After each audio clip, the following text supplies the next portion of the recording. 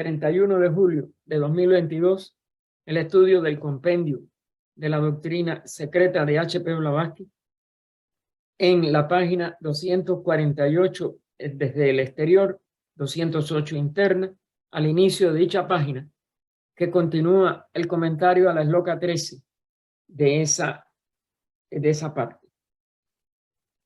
Es la tercera estancia. Hay una beatitud y un poder más allá de nosotros mismos que vienen en ayuda de aquellos que están preparados para recibirlo. Volvámonos hacia aquellas grandes fuentes de las cuales emanan incesantemente la fortaleza y la inspiración para todos los que, olvidando el yo, están resueltos a aprender y a compartir sin reservas. Entre el hombre y el animal, cuyas mónadas ojivas son fundamentalmente idénticas, la vida es una, la expresión de cualquier conjunto de vehículos en cualquier reino, que es lo que llamamos mónada, comunidad de expresión de esa vida, pero que siguen siendo una, porque recuerden, la realidad jamás se divide. Lo que se pierde por las expresiones en los distintos reinos, el humano y el animal, que está ella aquí citando sobre todo, que son los que más conciencia parecida ofrecemos. El animal con un instinto, pero con una capacidad de aprendizaje, sobre todo el animal doméstico o domesticado por el hombre. Y ese ser humano, ya en su estado presente de expresión evolutiva, tienen cierta capacidad ya de expresión de la inteligencia. Autoconscientemente, como un yo personal en el nivel humano. Instintivamente, pero sobre todo en los animales domésticos, tratando de imitar al ser humano, el animal. Pero, de todas maneras, entre ambos existe el abismo infranqueable de la mentalidad, el grado de mentalidad y de la conciencia de sí mismo. Aún en el hombre menos evolucionado, expresada a veces muy torvamente, muy deformadamente, pero él sabe que es un yo. Y esa mentalidad, si el ser humano ya toma en sí mismo la responsabilidad de que predomine esa mentalidad, ese raciocinio, esos sentidos de bien, mal, etcétera, en sí mismo, esa mentalidad se va haciendo cada vez más alta y llega a ser una mentalidad con aspiraciones espirituales que todavía lamentablemente no abarcan a todo el género humano, pero que se tiene que acelerar. Y es uno de los servicios que hacemos los que estudiamos estas enseñanzas. Tratar de estimular en todos los seres que nos rodean el que no se dejen arrastrar por sus cuerpos, sobre todo por los deseos de sus cuerpos, y que usen esa inteligencia en poder discernir a través de ella lo que es bueno, lo que es malo, lo que es duradero, lo que es más transitorio, que es la única forma de poder entrar más profundamente en nosotros mismos y llegar en algún momento a ser capaces de tomar el valor del lema o el moto de los misterios eleusinos del templo de Delfos, inscritos en el templo de Delfos: hombre, conócete a ti mismo. Y nos pregunta, ¿qué es la mente humana en su aspecto superior? ¿De dónde procede si no es una parte de la esencia? Ahora entre guiones, en algunos casos raros de encarnación, la esencia misma. Es decir, cuando llega a cierto grado de expresión, esa capacidad de la mente en su más alto nivel de inteligencia se vuelve la esencia misma de un ser superior. Por eso le pone la inicial mayúscula. De un ser de un plano superior y divino. La mónada es esa divinidad, constreñida a un punto, manifestándose en un reino que aparentemente se separa de ese punto, pero que sigue siendo esencialmente ese punto. Por eso puede la esencia misma expresarse en un ser humano, expresarse en realidad en cualquier ser humano. Vuelve a preguntar, ¿puede el hombre, un Dios en forma animal, es decir, en forma densa, física, ser producto de la naturaleza material por evolución sola, como sucede con el animal que difiere del hombre en la forma externa, pero en modo alguno en los materiales de su constitución física, y el cual está animado por la misma mónada, aunque sin desarrollo? Vean cómo ya lo mantienen en singular. Cada vez que es apropiado, ella nos hizo énfasis en que mónada es una, no pueden ser dos.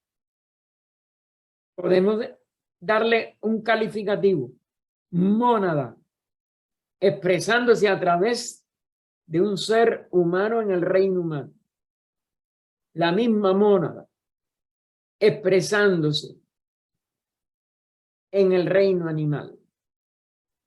Pero si cogemos, y eso fue lo que la ciencia fue descubriendo, toda la evolución de esa materia para llegar a ser huesos, carne, órganos, sistema nervioso, etcétera, etcétera, es la misma, en diferente grado de expresión. El ser humano lo expresa en un nivel más completo esa organización. Los animales, mamíferos, hasta un límite, y animales inferiores a los mamíferos, etcétera, cada vez en menor complejidad, y sobre todo en el sistema nervioso, etcétera, en menor especialización. Pero todos son células basadas en esa evolución de un mineral cristalizado, de un vegetal, a un tejido animal más complejo, al tejido humano todavía más desarrollado, más complejo. Entonces, no diferimos en lo esencial. ¿Puede el hombre ser producto de la naturaleza material por evolución sola? Como sucede con el animal, se piensa, que difiere del hombre en la forma externa, pero en modo alguno en los materiales de su constitución física, y el cual está animado por la misma mónada, aunque sin desarrollo. Cuando se ve que las potencialidades intelectuales de ambos difieren, como el sol difiere del gusano de luz, esa diferencia de la inteligencia, de esa capacidad de sentirse un yo, es el gran cambio que se produce entre la etapa animal, en donde nada más que se expresan hasta un nivel colectivo de almas grupales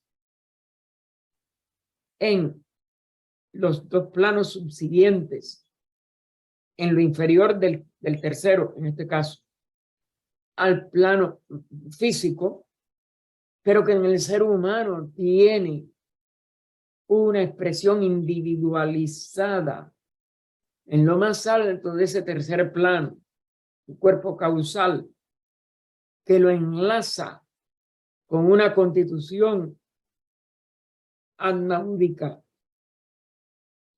es como se le llama en el Oriente, y que todo es individual, y que en ese cuerpo causal se mantiene toda la evolución individual de esa expresión monádica, que sigue siendo de la misma vida, pero que se expresa como un sol comparado en inteligencia y comparado en esas posibilidades de ese triángulo con la mónada que todavía no ha logrado completar ese ciclo y almacena su experiencia evolutiva en millares o centenares o decenas al menos de formas en animales domésticos.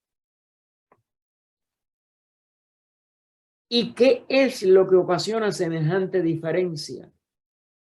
A menos que el hombre sea un animal más un Dios viviente dentro de su corteza física. Claro que hay una gran diferencia. La de ese Dios viviente, es decir, esa tríada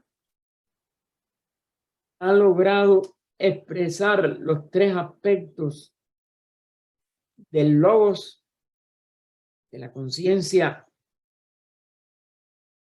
vamos a decir, jerárquica, que preside un sistema solar o un sistema planetario y que refleja esa trinidad propia, Atmabudimanas, lo que el nombre que le queramos dar, porque estamos usando los nombres orientales, pero no, o Brahma Vishnu Shiva, si queremos coger también la del hinduismo para el logo, y todo eso es eso, un Dios dentro de esta corteza física que está todavía sin expresarse en el reino animal. Hasta ahí llega este capítulo y entramos a la estancia, porque se de la estancia tercera, que llegó hasta la esloca 13, y vamos a empezar en la estancia cuarta, creación de las primeras razas. Recuerden que todo este segundo volumen de inglés, que es en español el tercer tomo de español, Antropogénesis, el nombre sí es el mismo, en inglés, que se pudieron publicar desde un principio, los volúmenes en papel más fino, en papel más que se resistía una cantidad de páginas sin que el libro se deshiciera. En español hubo que dividirlo, el primer volumen de inglés, Cosmogénesis, en dos partes. La primera parte, que vimos también las 7 estancias de la formación del universo, hasta llegar precisamente en la sexta, séptima al ser humano, porque la evolución del cosmos empalma siempre del macrocosmos con el microcosmos, que es un ser humano. Y entonces vimos en el segundo tomo de español, que aquí estaba en la segunda parte del primer volumen, pues toda una serie de comparaciones, de adendas entre la ciencia y la teosofía. Y ahora, en esta segunda parte tomada del compendio inglés, están entonces las 2 estancias de antropogénesis. Y ya en esta cuarta vamos a ver las primeras razas. De esta cuarta etapa o ronda, como se le llama, de esta expresión de la vida en este periodo mundial de esta tierra. En ese momento que no me da ahí. Bueno, tengo un calor apretado la tarde. Entonces, llegamos a la esloca 14 y vuelvo a insistir, en antropogénesis, cada estancia no empieza en la esloca primera como cosmogénesis, sino que las eslocas van en orden del principio hasta la última. En las 3 primeras estancias hemos tenido 13 eslocas. Aquí empezamos en la 14. las 7 huestes, los señores nacidos por la voluntad.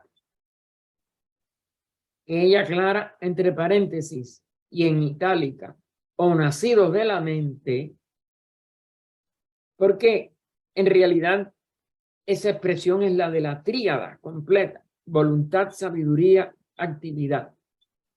Y el aspecto de sabiduría o de mente, de inteligencia, también se puede decir más, porque es lo que más se manifiesta en nuestro promedio actual de evolución, promedio, impulsados por el espíritu dador de vida.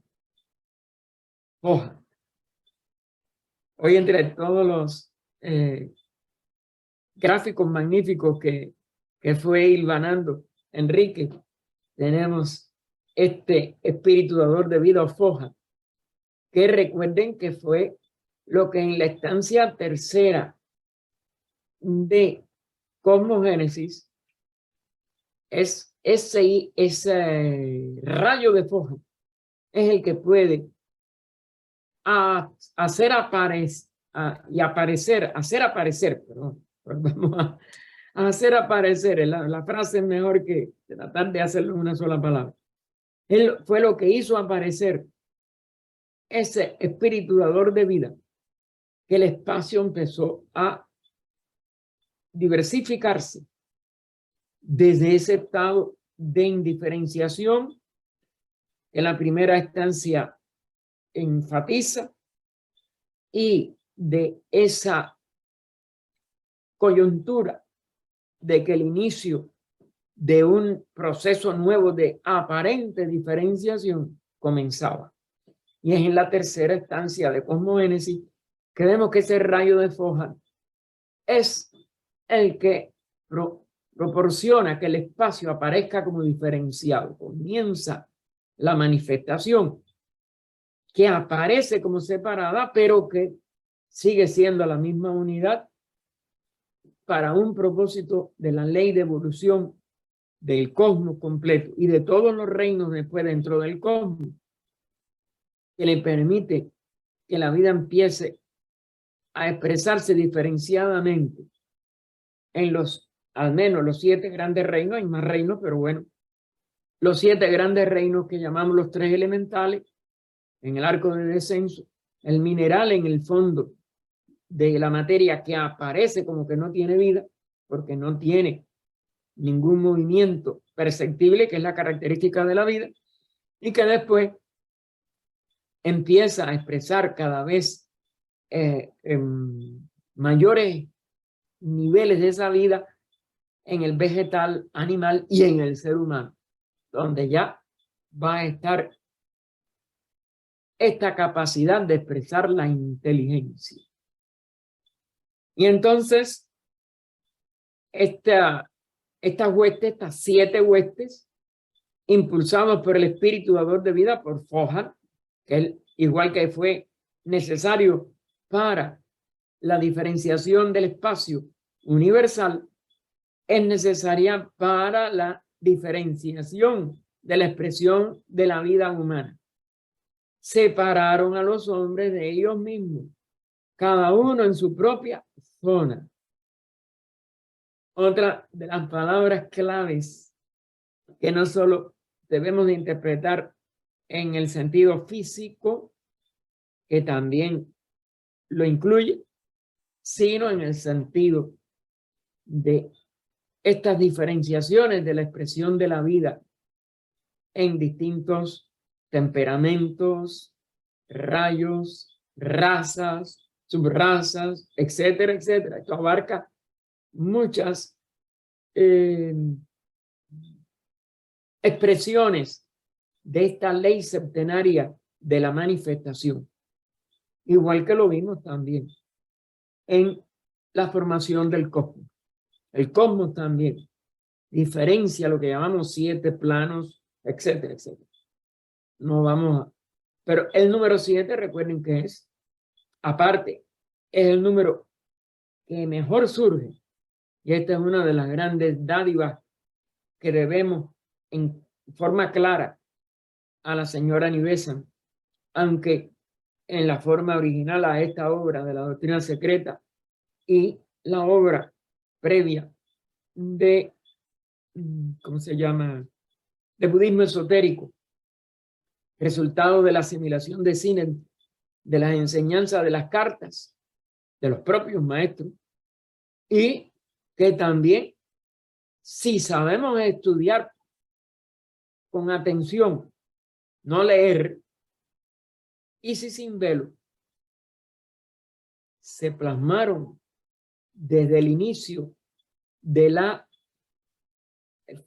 después de la fundación, desde la primera obra que se dio al mundo por los maestros, pero a través de la pluma de HPB, con la ayuda de Olcott para el inglés, que hacía falta, pues la tenemos en Isis sin velo si sabemos estudiar bien cómo se insistieron en muchas explicaciones, sin hablar de la doctrina sectenaria, sin hablar de la ley sectenaria, que nunca se había enseñado públicamente en nuestra raza. Al menos no sabemos si eso en la tercera y la cuarta se llegaron a enseñar. Yo creo que nada más que fue en misterios, o bueno, o iniciados, etcétera. Pero bueno, ya a nosotros sí. Se nos da la insinuación en Isis, pero se completa la enseñanza como doctrina, como una enseñanza estructurada en budismo y en la doctrina secreta. Se desprendieron ellos de sus sombras o cuerpos astrales. Y es que un ser etéreo tal como un espíritu lunar puede suponerse que goza de un cuerpo astral, además de otro apenas tangible. Aquí está una de las pruebas que hay en la doctrina secreta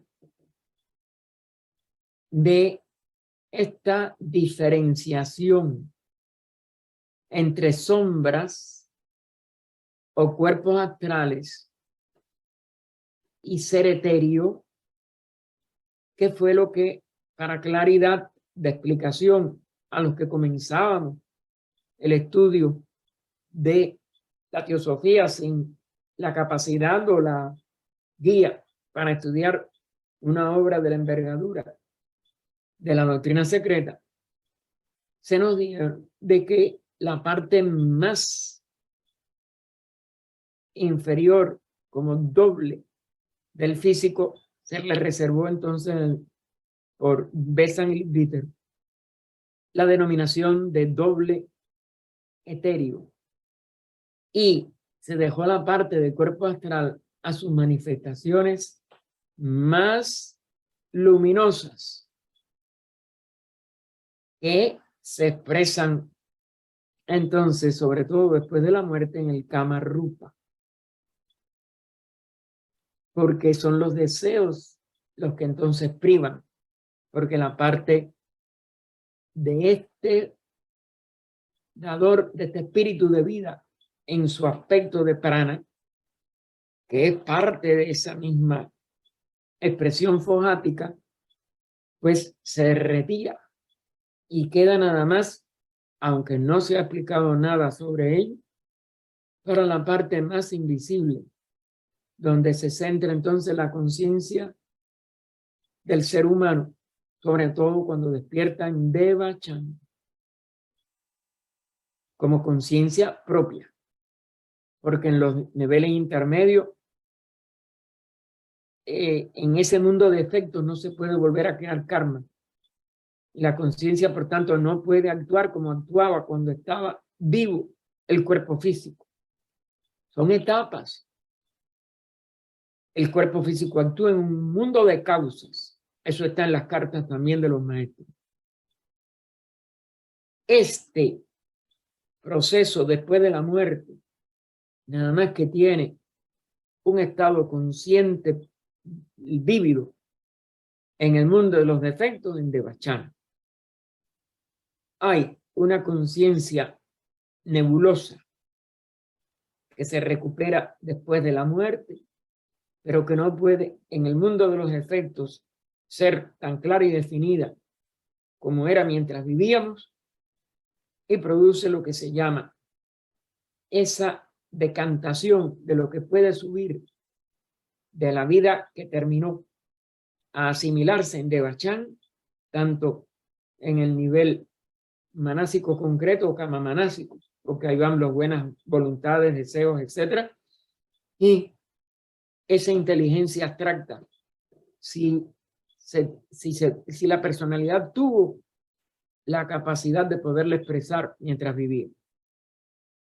Todo ese proceso después de la muerte no puede ser comprendido en detalle mientras no tengamos una aproximación muy profunda de esta diferencia entre un globo de efectos, como es el estado de conciencia o los estados de conciencia que tenemos después de la muerte, hasta que alcanzamos el Devachan, sobre todo, de la riqueza y posible estructuración del Devachan en un nivel de pensamientos y deseos buenos, concretos, y de la parte que nada más que las almas más evolucionadas pueden alcanzar en un Devachan en los mundos sin forma del plano mental, o sea, en su propio cuerpo causal. Pero al fin y al cabo todo eso bueno va al causal, como síntesis de capacidades, de una serie de virtudes que van, mientras más se asimilen, a ser capaces de expresarse en futuras encarnaciones, como capacidades y virtudes. El recuerdo en sí de las vidas queda obliterado hasta el momento del día C con nosotros, es decir, la liberación del ciclo de necesidad. Eso tampoco se explicó públicamente, ni en las cartas, ni en esta obra, en detalle. HPB hizo, igual que los maestros en la carta 20, 16 y 20, si mal no recuerdo, y respuesta a la 23 de la antigua estructura, no la de la, no me recuerdo de los números de las cronológicas, dejaron una serie de enseñanzas que son muy difíciles de penetrar y que no creo que estén sin verlos. Aníbal San hizo este gran esfuerzo en un estudio sobre la conciencia, un ensayo psicológico que ella escribió, no un resultado de conferencias públicas, y que por eso tiene estas cualidades más profundas y demuestran quién fue ella. Y lo que he mandado a los hermanos, que tengo sus email en un directorio, y les mandé hace unos días un folletico de 7 páginas en papelito pequeño.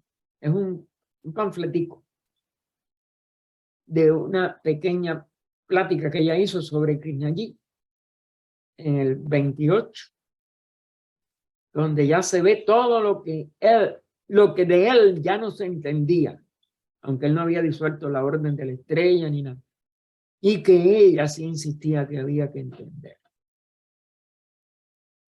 Y por eso fue el, digo, si Amma no hubiera sido tan viejita, ella hubiera podido realizar ese misterio, que sigue siendo un misterio, de su labor y de su enorme transformación interna a partir del primer proceso, como se le llamó, en el año 22. Empezó en el 22, pero que ya en el 27 el doctor Alundel parece haber sido el que le dio en el clavo. Eso también, voy a ver cómo esa parte, aunque sea yo se las muestro a ustedes. Y Aníbal San se quedó muy, pero muy pensativa, y parece que ella comprobó que él tenía razón. Parece. Pero él no volvió a tratar el asunto, ella no lo volvió a tratar, y por eso hay tantas tergiversaciones. Pero por eso, por lo menos, tuve la dicha de conocer a un hombre, a un teósofo, que en el primer momento, junto con un grupo, se fue de la sociedad teosófica entre el año 49 y 50. Mi papá murió en el 51, por eso y nada más que lo pudo tratar muy superficialmente. Aunque mi papá sí nunca se fue de la Sociedad Teosófica. Y él volvió y reconoció, pero porque había venido aquí, a este valle de Ojai, y había tenido una experiencia con Krishnajit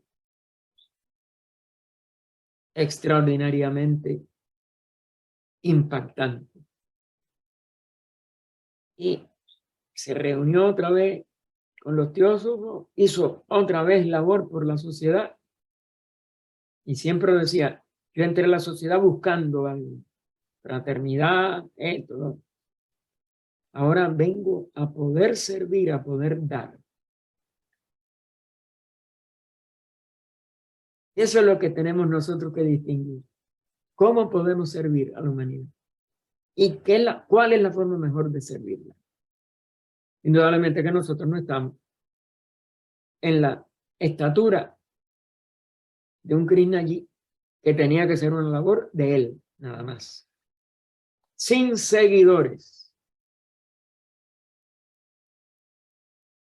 Sumándonos todo lo que podamos recibir algo de su sabiduría y de su estado interno, que es indescriptible. Vean lo que dice ese folletico de esa pequeña plática de Annie Besant. Y fue por motivo, fíjense, estaba un grupo en Aliar celebrando o recordando el nacimiento, era cumpleaños de Krishna, de Krishnajit. Y ahí lo que pone es para estar meditándolo el resto de la vida. Así que en otro comentario se dice que los antecesores, fíjate cómo lo pone entre comillas, porque son pitris, por eso se le llama pitris, a unos parishats, los lunares, los que nos dieron ese doble, esa sombra.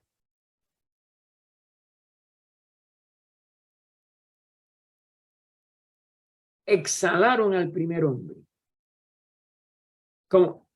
Así como se explica que Brahma exhaló a los suras.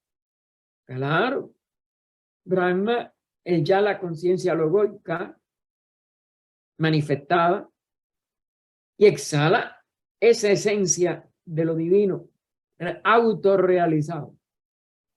Cuando se convirtieron en asuras, de asu aliento.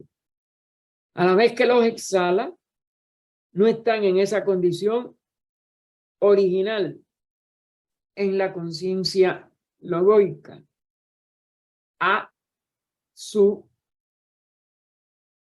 aunque se ve como privativo de sura, a sura, pero asu es aliento. Y aquí hay que verlo en ese sentido. Si están exhalados, siguen siendo en esencia lo mismo que son. No pueden dejar de ser la esencia. En un tercero se dice que ellos, los hombres recién creados, eran las sombras de las sombras. Es decir, la sombra de esos suras convertidos en asuras y tenían que tener otra sombra en minúscula de estas sombras superiores.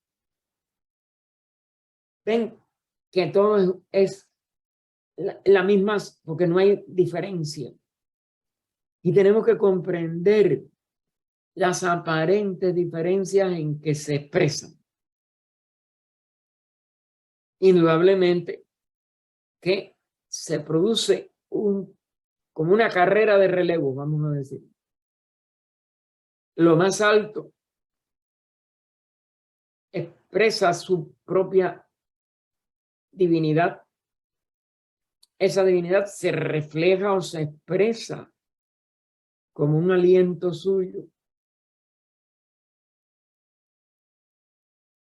Y entonces los seres humanos pasan a ser un nivel doble de expresión reflejada. de diferencias de densidad y por tanto de limitación de su espíritu o vida una total. Por eso esto se hace cada vez, a no ser que completemos nuestro arco de reascenso, van a quedar todas estas indicadores, postes indicativos de que nosotros no estamos expresando nuestra verdadera realidad directamente, sino que somos una serie de reflejos,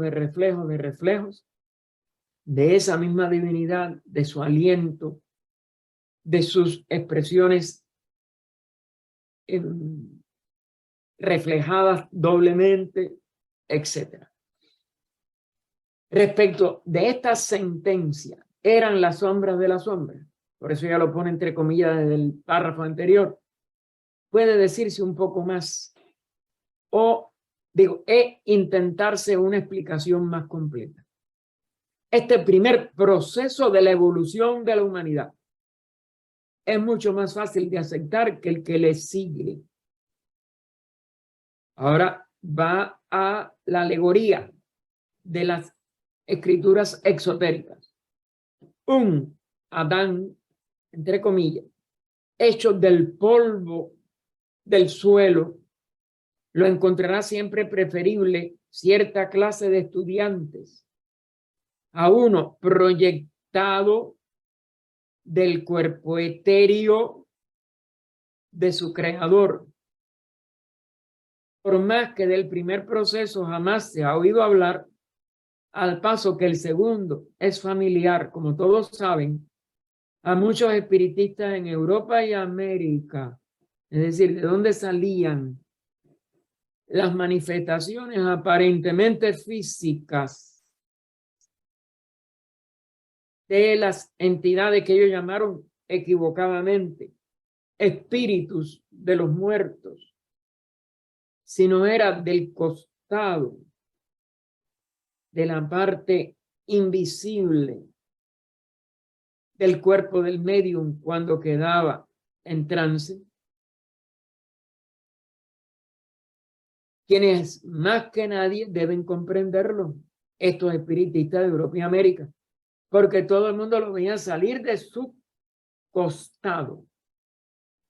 Y recuerden la costilla de Adán, saca a Eva, etc. Porque quien que haya presenciado el fenómeno de una forma que se materializa, surgiendo de los poros de un medium, u otras veces de su costado izquierdo, ¿se dan cuenta? Costado izquierdo, puede dejar de admitir por lo menos la posibilidad de semejante, y lo enfatiza en itálica, nacimiento. Y el que no se use la alegoría de nombres, etcétera, no significa que no estemos ante el mismo fenómeno de un sentido como ley, que de una realidad, de un espíritu autoconsciente como el del logo, Brahma, el nombre no importa, Jehová, el nombre no es lo que importa aquí. Surge primero una expresión divina que se refleja a través de su hálito, de su aliento, y ese es el que entonces proporciona las sombras de las sombras, el género humano, y mantienen entonces esta ley centenaria, toda una serie de leyes que tienen una riqueza de significados extraordinarios. Si hay en el universo seres tales como los ángeles o espíritus cuya esencia incorpórea, esencia, pueda constituir una entidad inteligente a pesar de la ausencia para nosotros de todo organismo sólido, porque la solidez no es la única cualidad de los cuerpos. Hay cuerpos menos sólidos o etéricos o dobles o sombras, y todo eso son nada más que variantes que nos señalan esta ley, aunque no haya un organismo sólido en un inicio, porque el arco de la humanidad no había llegado a su punto más denso, la tercera raza. Y si hay quien cree que un Dios creó al primer hombre del polvo y alentó en él, es decir, también está el aliento, el asu, un alma viviente, y hay millones y millones que creen ambas cosas. ¿Qué es lo que esta doctrina nuestra tiene de tan imposible? Sin embargo, los espiritistas sobre todo las negaron, las rechazaron, y los apegados a la letra muerta del Antiguo Testamento, del Génesis, la negaron, y lamentablemente, en vez de, como si dijéramos, tratar de no poner atención a términos intrascendentes, pero que si se profundizan son sinónimos y muy similares en toda la historia de todas las teogonías, mitologías, etcétera, de la humanidad, una actitud más positiva para investigar la forma en que HPV y los submaestros enseñaron estas leyes de evolución, hubiera podido ser mucho más fructífera en la asimilación de una espiritualidad perdida ya en pleno siglo XIX y perdida durante toda la Edad Media sobre todo, y sustituiría este espíritu de cooperación y de fraternidad, la búsqueda de la verdad en todas las líneas posibles, y con todo el gran impulso de progreso que tuvo la ciencia en el siglo XX, lo que va del XXI, en vez de seguirle empleando en cada vez poner en mayor peligro a todos los reinos que están sobre la tierra por las armas de destrucción masiva, etcétera, etcétera, podría estar espiritualizándose más la búsqueda de la vida, la búsqueda del porqué de la vida en una gran parte de nuestra humanidad. Y continúa HPV, la filosofía oculta, es decir, la enseñanza de los maestros que ella trató de traernos por órdenes de ellos y con la cooperación de ellos. Enseña que la primera estirpe humana fue proyectada por seres superiores semidivinos. Es decir, ya eran estos suras que al recibir este aliento divino se expresaron como asuras, es decir, semidivinos, pero seres superiores de sus propias esencias. Es decir, estos seres semidivinos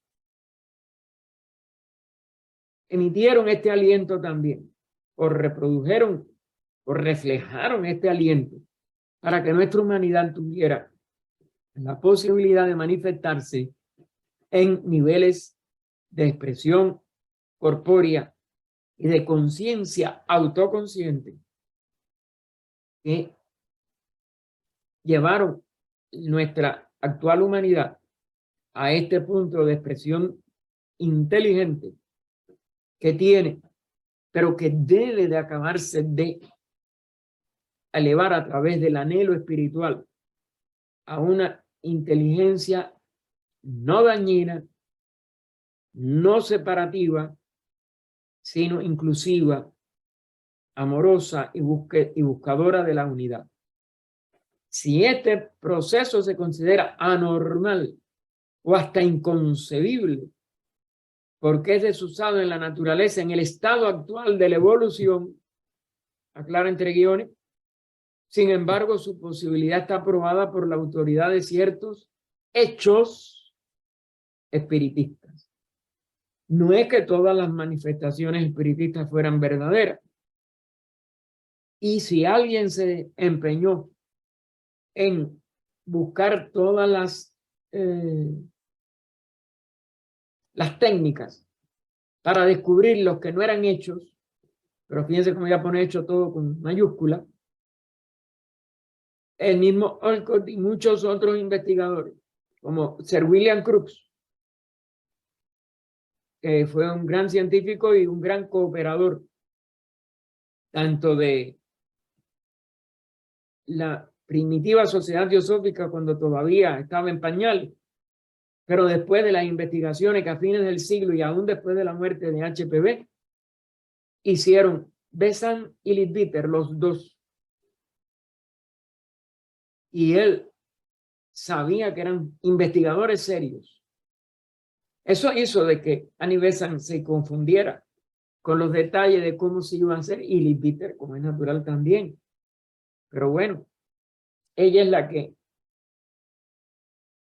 recibió estas ideas que un hombre de buena voluntad y un gran profesor, que había sido el director de la primera universidad india, de la India, de corte como natural filosófico oriental, el Central Hindu College de Benares, o Varanasi, como se le llama a esta antigua ciudad santa de la India.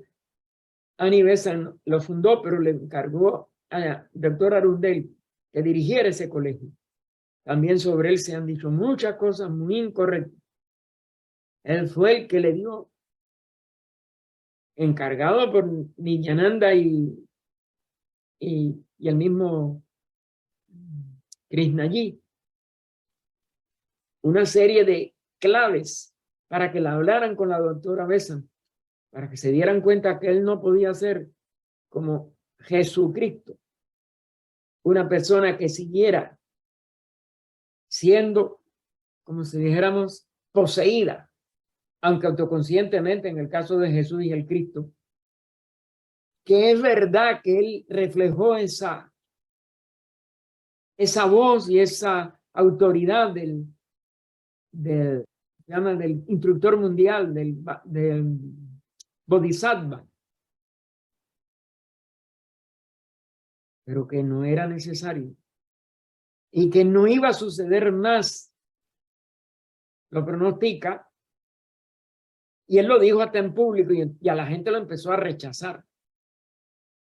Otros rechazaron entonces a la sociedad, los que se fanatizaron con él, y se convirtieron en dos grupos, de los cuales Annie Besant nunca fue partícipe.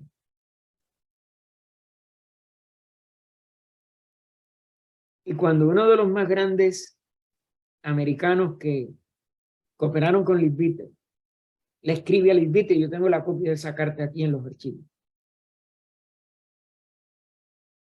el obispo Cooper, Irving Cooper, el que llevó a la Iglesia Católica Liberal a Cuba, por eso todo lo de él a mí me interesa mucho. Y le dice que estaba desencantado a Leadbeater de lo que había pasado y la disolución de la orden. Leadbeater le contesta, yo no. Igual que en la doctora Besant no entiendo muchas cosas, pero es que no todo tiene que ser como nosotros lo imaginamos. Es extraordinario lo que está pasando y seguirá siendo lo que es. Estoy muy feliz y muy contento. Y eso todo el mundo lo interpreta a su manera. Unos condenan una cosa, los otros condenan otra. Y después de nada no me acuerdo cuántos años ya, bueno, más de 90 años ahorita. Sí, más de 90. Ahorita llegamos, en el 29 llegamos al centenario. Nadie sabe lo que todavía, y nadie se pone de acuerdo en investigar y profundizar. Marley tiene ese libro, está ahí, para que se pueda seguir investigando. Él no llega a ninguna conclusión que yo sepa. Yo no he llegado al final del libro. Pero él lo dice, investigando ese proceso de Krishna. Hay que seguirlo investigando. Pero en aquellas ideas que él le presenta a la señora Besa, parece estar parte de la solución. Así que, ¿cuál de las tres hipótesis o teorías, preguntamos, es pues la más razonable y la menos absurda? Eso es lo que hay que buscar. Cuando uno busca hipótesis, teorías, cuando uno busca una explicación a algo que uno no lo sabe, porque ¿quién de nosotros tiene esa altura espiritual que los adeptos tenían para darle estas estancias a HPV? ¿Quién de nosotros puede decir no o sí? Igual con todos estos misterios de un alma tan inexplicable e inexplicada como fue Krishnajit. Y ustedes cogenlo. Sin embargo, hay ciertas cosas que ustedes dicen, pero es que tiene que ser algo como lo que él está diciendo, pero no lo entiendo igual que no lo entendió. Porque el que lo entiende lo realiza, hermano. Aquí es donde está también el reto. Como no lo hemos realizado, no podemos decir que lo entendemos, darle un portazo a uno de los dos y solucionar totalmente, como si dijéramos,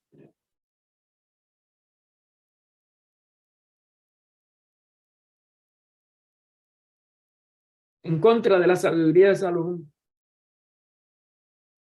Le dijeron que dividiera al niño en dos, entonces lo matan. Eso no puede hacerse. Así que no podemos llegar a esto y por eso ella pone el párrafo final. Ciertamente nadie que no sea un materialista de alma ciega podrá objetar jamás la enseñanza oculta. Que no la entendemos es otra cosa. Que no la podemos realizar por falta de conciencia, por falta de evolución, es otra cosa. Que tenemos que seguir investigando es lo único. Hasta llegar a poder realizar en algún momento, consideramos la realización, porque no es comprensión, la realización de este misterio y de todos los demás. Pero la mayoría de los estudiantes, estudiantes no, la mayoría de los lectores, tanto de Isis como de la doctrina, como de cualquiera de las obras teosóficas, pues, como no entienden, cortan el nudo gordiano y ya, el nudo no existe. El nudo hay que zafarlo. El que lo corta se quedó en la ignorancia. Ahora bien, según se ha mostrado, sabemos por esta última, la enseñanza oculta, que el hombre no fue creado, porque nada puede crearse. Esto es, la palabra esa hay que omitirla del diccionario para lo total. La totalidad es infinita, es eterna, no nace, no disminuye, no muere, cambia sus manifestaciones. Que eso sí está, es evidente. Pero crearse, ¿qué puede crearse?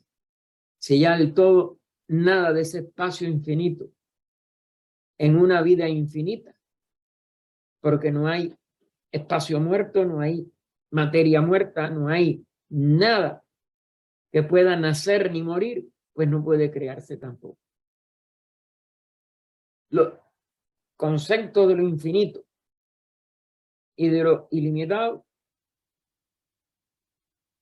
dejan completamente imposible la posibilidad de algo que se cree, de algo que se llama entonces nada. Y ese es el gran pensamiento En latín, ex nihilo nihil fit, de la nada, nada sale.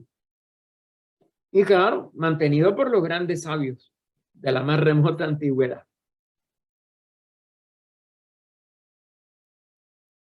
Ahora bien, según se ha mostrado, sabemos por esta última que el hombre no fue creado como ser completo que ahora es, por más imperfecto que aún permanezca. Hubo una evolución espiritual, la más difícil de poder concebir, una psíquica, una intelectual y una animal. Es decir, que tenemos aquí una quíntuple expresión que se expresa en cuatro etapas, pero que en realidad, claro, que la divina es mucho más allá de la psíquica, el espiritual, la psíquica, intelectual y animal. En realidad es quíntuple. Recuerden que es un quíntuple universo. Pero bueno, ella aquí nada más que nos da estas cuatro. Hubo una evolución espiritual, una psíquica, una intelectual y un animal. Porque parece que lo divino es inconcebible, pero para mí continúa también en la manifestación con un desarrollo. Ahora, esta cuádruple es desde lo más elevado a lo más bajo, así como un desarrollo físico desde lo simple y homogéneo hasta lo más complejo y heterogéneo. Y es lo que aparece entonces como creación. Porque lo homogéneo, la ciencia no lo ha podido detectar.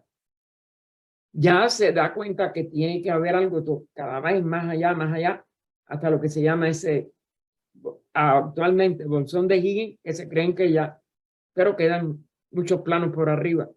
Y es muy difícil que ese sea lo que podríamos llamar simple y homogéneo. Bien que no del todo con arreglo a las líneas que nos trazan los evolucionistas modernos, que nada más que parten del nivel físico. Esta doble evolución en dos direcciones contrarias, eso es lo que la complica, necesitó varias edades de naturaleza y grados diversos de espiritualidad e intelectualidad para construir el ser conocido ahora como hombre. Además, la ley una absoluta, siempre en acción e infalible, que procede siempre del mismo modo desde una eternidad, o Manvantara, a otra, siempre proporcionando una escala ascendente a lo manifestado, o lo que llamamos la gran ilusión, entre paréntesis las palabras sánscritas, maha, maya, pero sumergiendo al espíritu más y más profundamente en la materialidad y luego redimiéndolo por medio de la carne y liberándolo. Esta ley, decimos, emplea para estos fines a seres de otros planos superiores, hombres o mentes, manus, de acuerdo con sus exigencias kármicas. Y lo dejamos en esta, para el mes de agosto.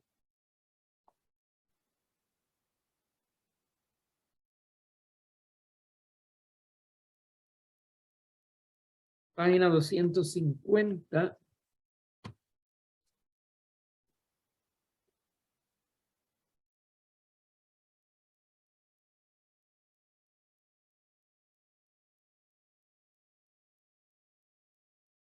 Es la 30. De adentro, en este punto.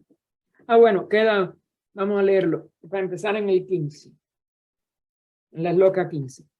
En este punto se recomienda nuevamente al lector que consulte la filosofía y religión indas. ¿Ven? El esoterismo de ambas concuerda con nuestra doctrina secreta, por mucho que la forma difiera y varíe. El exoterismo no. Recuerden, donde quiera que haya exoterismo, hay velo.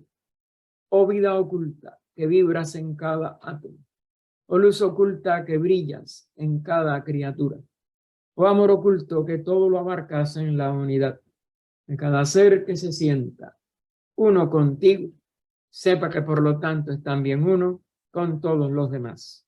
Paz, paz, paz a todos los seres. Adelante, Ernesto.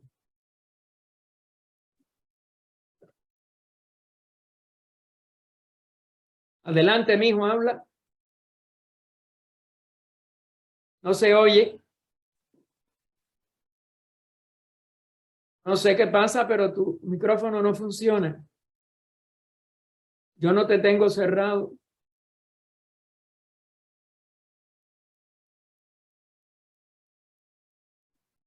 Es que la abrió y se cerró. Esto habla. No, parece que no le está funcionando el micrófono. ¿Alguien más quiere hacer una pregunta y después vemos si él resuelve el problema?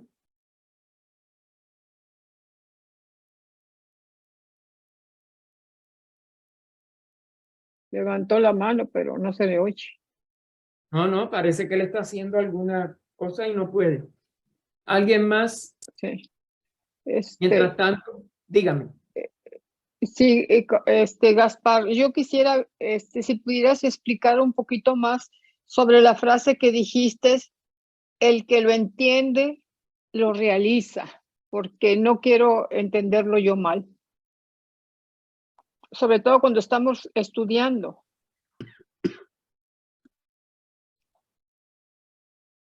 Mira, esto es difícil de poderlo poner en palabras. Y la palabra entender no es la más adecuada. No sé cómo. Es un proceso de realización. Por eso yo a veces uso la palabra realización. Es decir, solamente el ser que se eleva sobre su nivel humano, sobre su nivel individual, más que nada.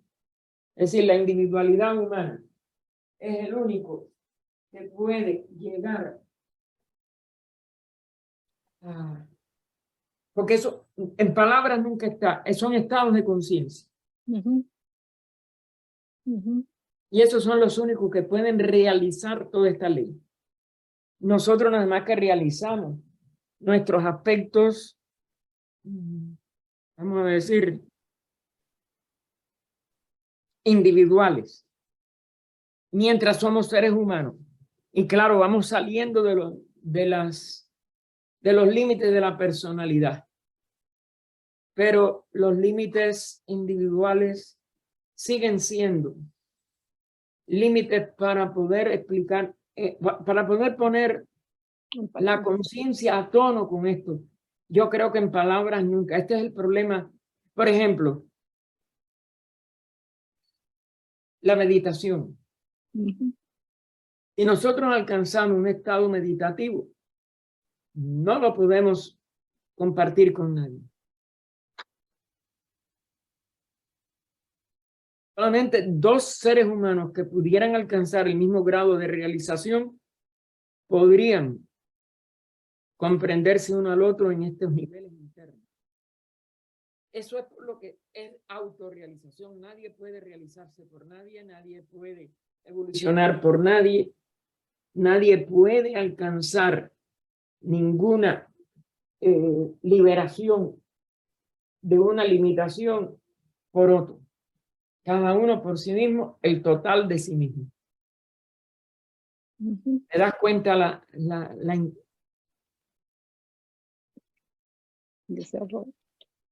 la limitación que nos pone cada reino? Y el reino humano pone esta limitación. Solamente un ser autorrealizado puede realizar totalmente este proceso interno, pero no lo puede compartir. Expresar. Reflejan algunas cosas. Fue el esfuerzo de los grandes seres con sus cartas a Cine, de HPV con Isis y después la doctrina. Y hacen casi siempre comparaciones con cosas ya conocidas de nosotros, pero en sí darnos su nivel de evolución imposible.